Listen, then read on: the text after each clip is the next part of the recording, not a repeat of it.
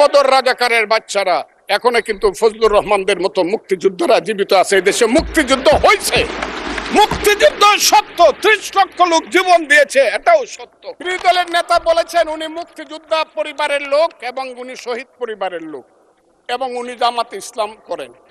এটা ডাবল অপরাধ। মুক্তিযোদ্ধা পরিবারের লোক কেউ জামাত করতে পারে না। আর শহীদ পরিবারের লোক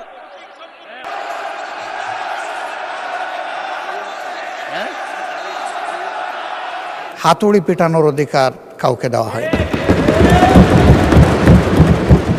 তিনি পার্সোনালি আমাকে হার্ট করেছেন। 2 নম্বর, উনি বলেছেন কোনো মুক্তিযোদ্ধা কিংবা শহীদ মুক্তিযোদ্ধা পরিবারের কেউ জামাত ইসলামী করতে পারে না। তাহলে উনাকে জিজ্ঞেস করে করা লাগবে?